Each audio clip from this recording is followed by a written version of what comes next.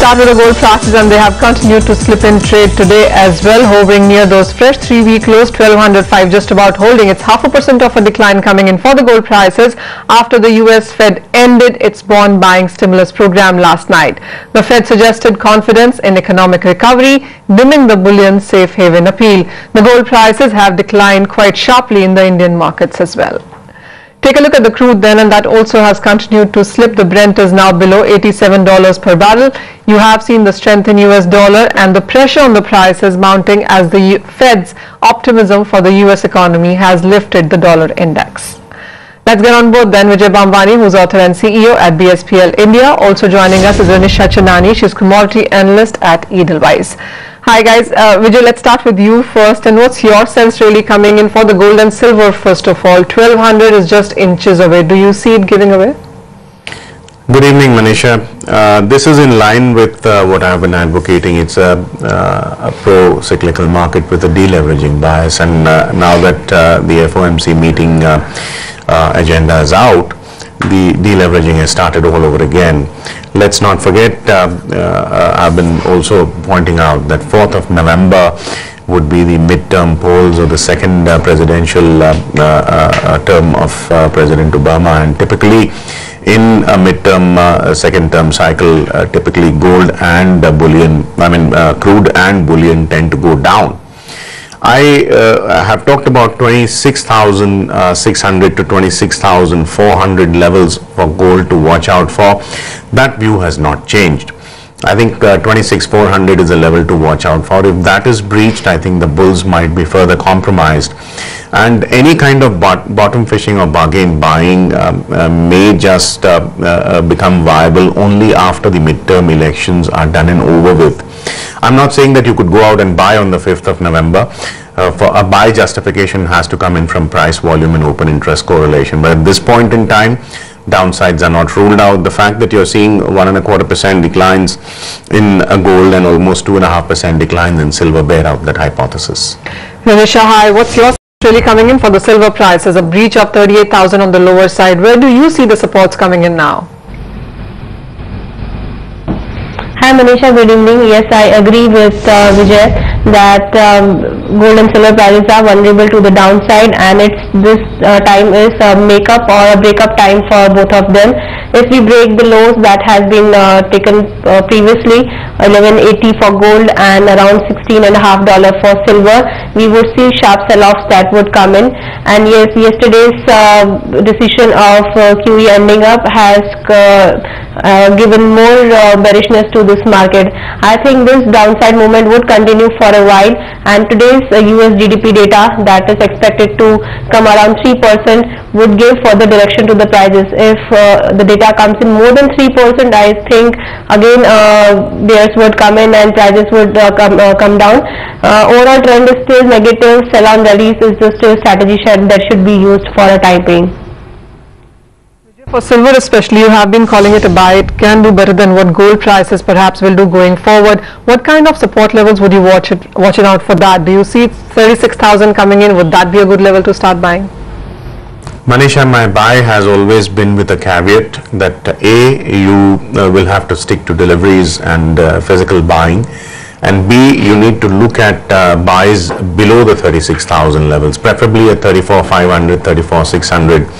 It might look a little extreme when I'm talking about 34,500 odd levels when prices are almost 3,000 rupees higher.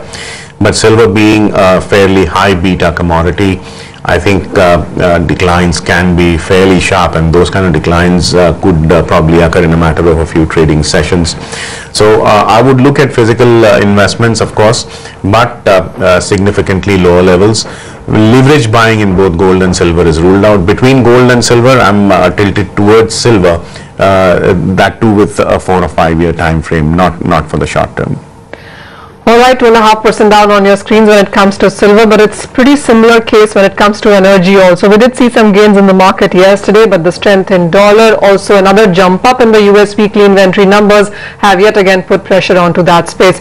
Renisha, how would you look at the crude oil prices now? We did try and we are holding above 5,000, but would you rather sell these levels?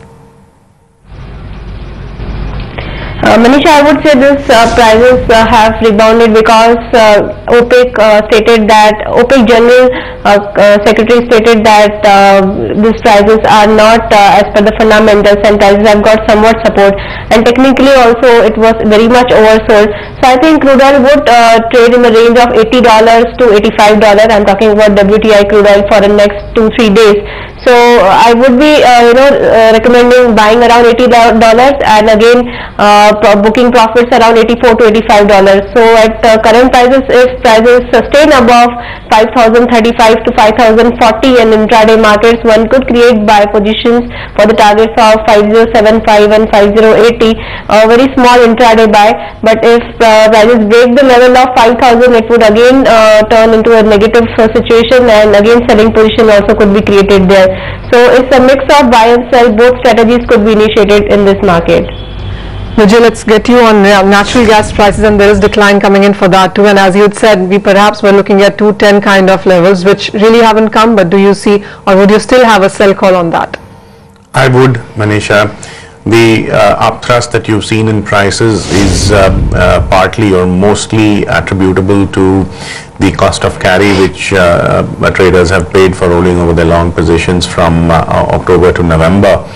As long as natural gas prices trade below the 248, prices are bearish. There is a tendency to seek equilibrium at lower levels. So I would still hold out 210, 214 as a possibility.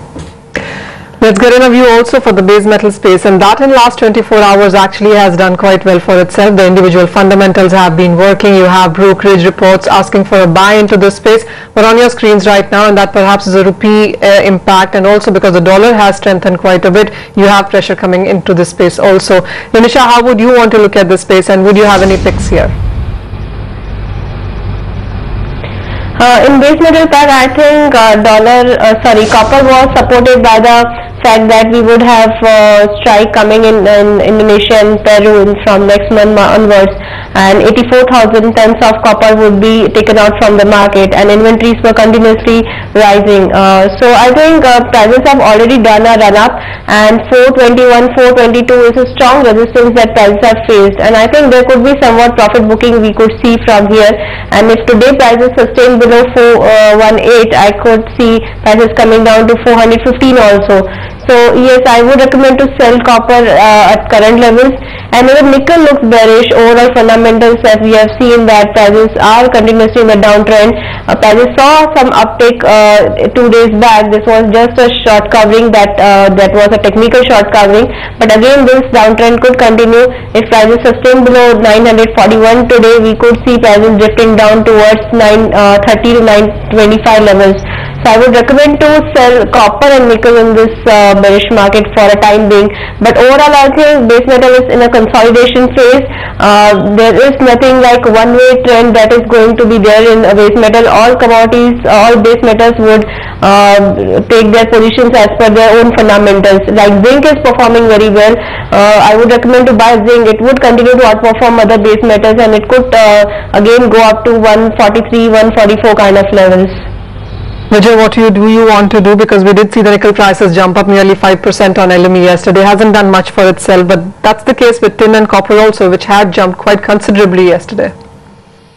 Manisha, it had somewhat of a convergence of factors. China's reported destocking, secondly consolidation in the US dollar index, and anticipatory short covering ahead of the FOMC meet. Now we are back to a deleveraging bias, and the end of the year, that is December, as and when it approaches, I would expect industrial metals to seek lower levels, and the deleveraging has hit nickel the highest, because the rally in nickel was also the most pronounced. I would not be surprised to see nickel heading towards the 930, 934 band. So I would seek short selling opportunities on rallies. Yesterday I recommended a short at 960. As a matter of fact, I'm holding shorts on nickel. I think if you were to see 948, 949 by any stroke of luck, I would short nickel all over again. There you have the nickel prices, more than 7% of decline in last 1 month itself. But that's really Q coming in for the non-agro space from our experts. With that, Renisha, we will let you go. Thank you so much for joining us with your strategies on the space. And with that, we'll go for a break. When we come back, we will have a detailed chat on the agro space.